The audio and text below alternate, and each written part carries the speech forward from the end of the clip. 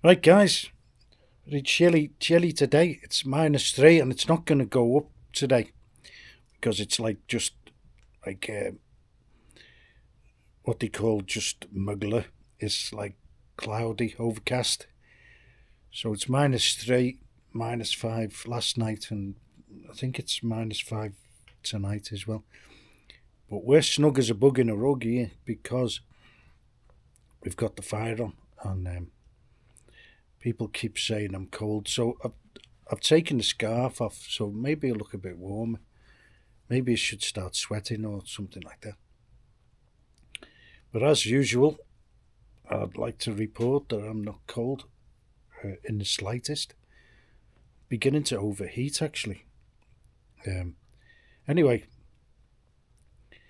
I had a comment there of a self-declared resident troll, which I was going to remove, but I reinstated because I think it's good to harvest and get a different perspective of these people and see what's maybe going on in the head, and why they would continue to watch somebody who they disagree with on everything, uh, apparently. And one of the accusations levelled at me was I come across as arrogant. Well, I am a bit arrogant, um, and I always have been, or come across as arrogant, and that's it. That's you've hit the nail on the head. You're right. So that's that one. Um, and the other one is that I always just slag off the UK. Well, I've been thinking. I'm thinking. Well, I'll answer that, and I'll try and find some positives and things that I miss about the UK, which is a short list, very short, which I've mentioned before actually, and one of them is takeaways. Um, the UK has some great takeaways, and they were always value for money. Don't know what they're like now. I haven't been there for 5 years. But and the variety of food in supermarkets. That's also another thing that I miss. And apart from that, I'm struggling after that to find things. Maybe you can get as well like specialist gear easier if you need something specialist, or I'm looking for a fan for the wood burner now, and I'll find one. But in the UK, it's just fan for the wood burner, bang, you've got it, you know, and which it's not a hardship here. You just got to look. Everything's available in the darkest corners of Bulgaria, but you've just got to find it sometimes, and so that's about it. That's about it. What I miss about the UK. Not much else. Don't miss the weather. I don't miss the traffic. Um, I don't miss my career, although I didn't dislike my career. But like since I've been here, I'm kind of semi-retired anyway. If you call what I do now work, which is online investments and stuff like that, and and actually a lot of researching on things, which helps. And I've just been watching a load of stuff about manifestation, and I believe in that. And I actually practiced it in when we got locked up, because I ended up here, and like I came to the realization that I wasn't going back after about, I don't know, about 8 months, and I thought like I'm not going back. So I thought like, so it did like a little prayer or whatever you like, and I said, right, I need some money. I need some money now. And I put everything I had up for sale here at reasonable prices. I always had them up, but high prices, in the hope that somebody would come along and just buy it. So that's what I did, and I sold everything except this house now, and also the digital assets have done very well over the last 4 years since the lockups. Basically upward, which everything else has kind of gone downwards in the UK, from what I can see. So slagging the UK off. So yeah, I was kind of getting disillusioned in the UK with the population mainly. Forget about the government; they're not gonna, they're not never going to help anyone, are they?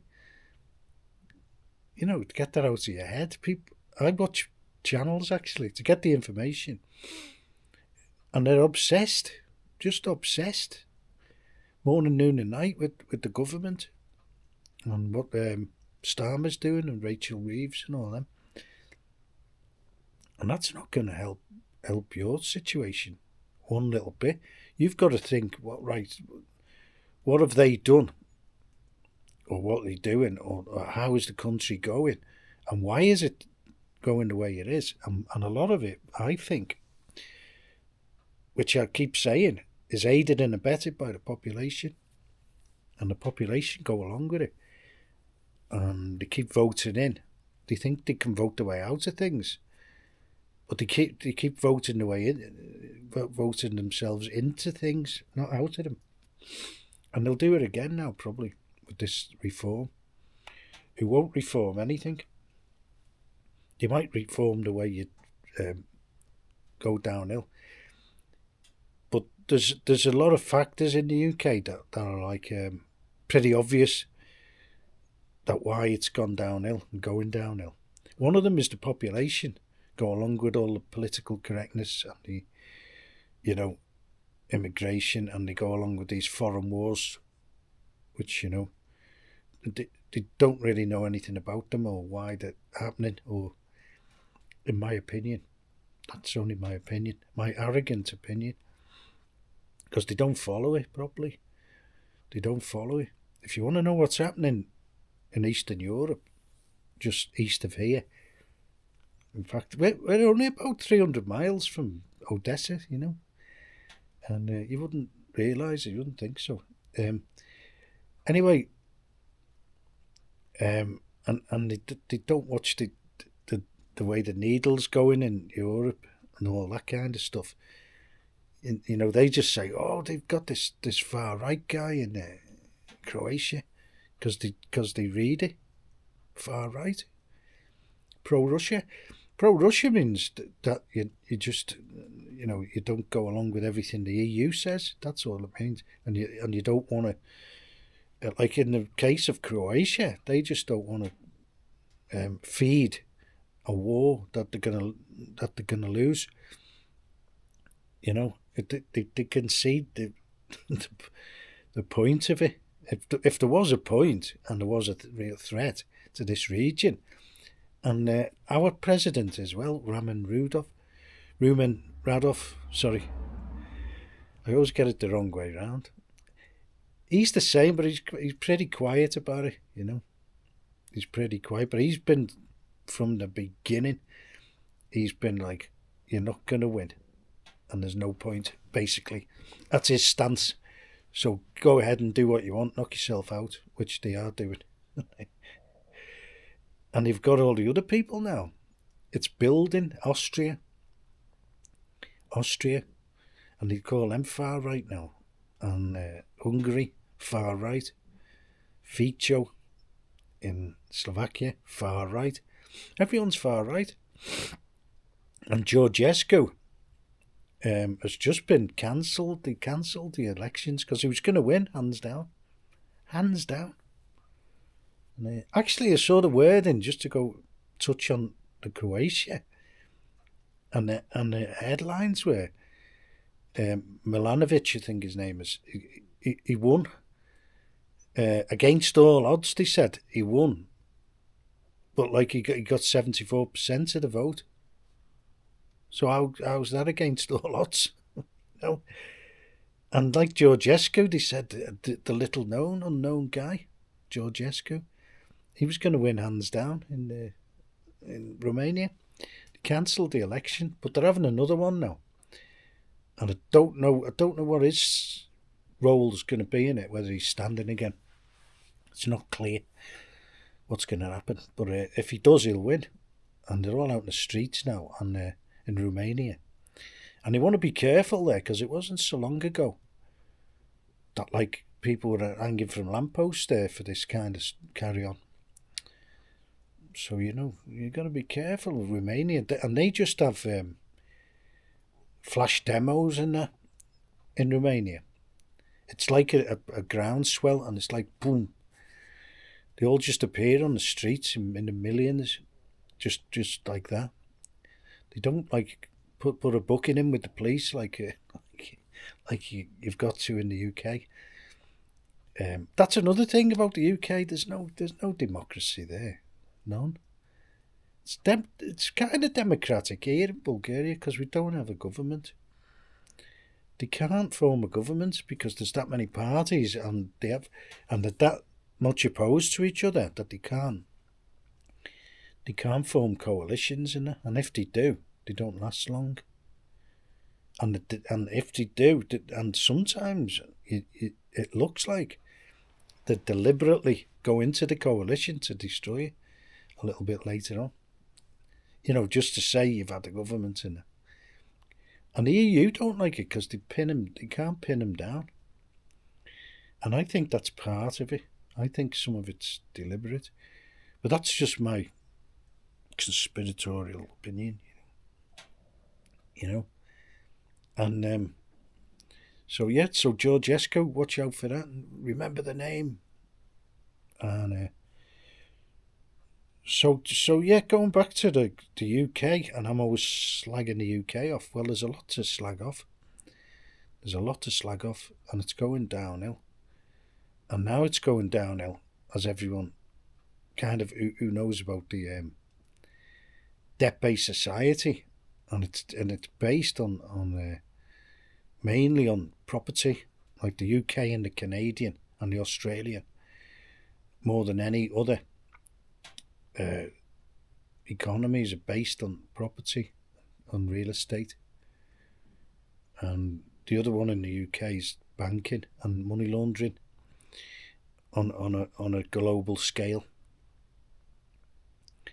and they kind of keep distancing themselves from like other people, like the EU. They got out of that now, and they're against now all the rest of them. All the East, and anyone's associated with Russia. So it's Russia and all the rest of them, China, the lot, all of them. So who are they actually in cahoots with? Because Trump, he doesn't like Starmer, and nor does the new kid on the block, Elon. He doesn't like Starmer, and they're trying to get rid of him now, which won't be hard. He's doing a good job of getting rid of himself, But the only reason he's there now is, and it was in the first place, because there was no one else in any party. And so there is a lot to slag off in the UK. It's unaffordable. Like when I was a kid, I loved the UK. Fantastic. Never heard of Bulgaria. But or anywhere else, really. You know. When we were kids, foreign travel even was rare. We went to Portugal when I was a kid, and that was an eye opener because nobody else used to go on these holidays. Only the rich and famous. But my mother worked in a travel agency, and they subsidised these trips, and she used to go and try out hotels and that, which is a good perk. And we kind of went on one of these trips to Portugal. And it was almost unknown in them days. That was 1969, I think, when we went there. But you know, for our level anyway, our level of society, you know, we were lucky to go to Pontins and Butlins, which weren't bad actually. If you had a good holiday once in Minehead, in Butlins, fantastic, and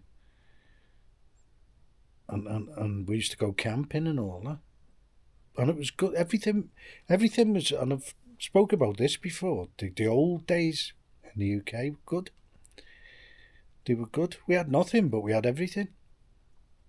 We had nothing, but we had everything. All you needed was like a fiver or a tenner, and you were away. You were either going to a concert, you know, a pop concert, or a gig, what they call now, a gig, or you were going to the match. That's all you needed, tenner, fiver. Or you were playing football, or you were, you know, I did all sorts, judo. We were all cycling. That's how we got around, cycling. And that's what we did. And I used to do gymnastics as well. And I used to like all that, and cross-country running. I was good at that. Well, it wasn't bad. We used to have, we were in a grammar school, and we used to have like a cross-country race at the end of every term.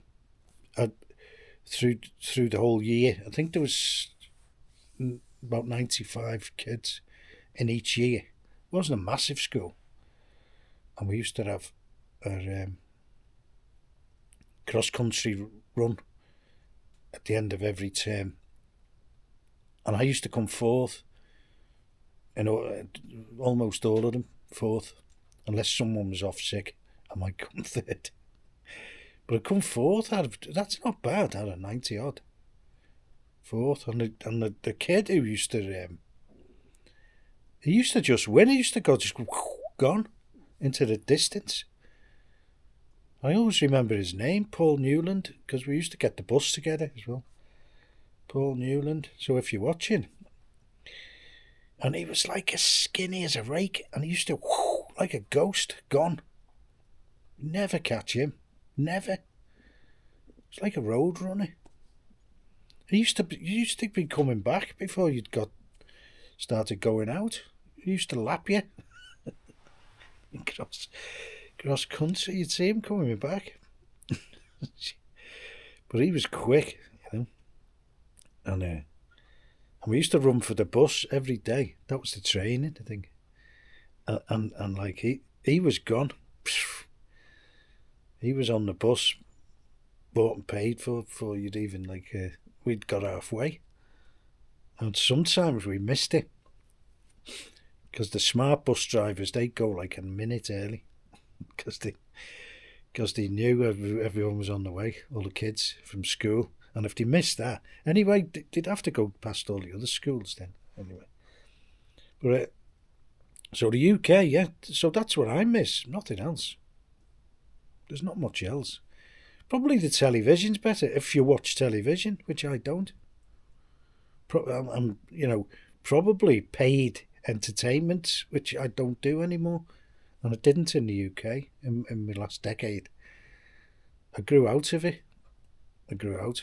Like I always used to go to the match, and like I'd occasionally go to the racing, horse racing, which I enjoyed.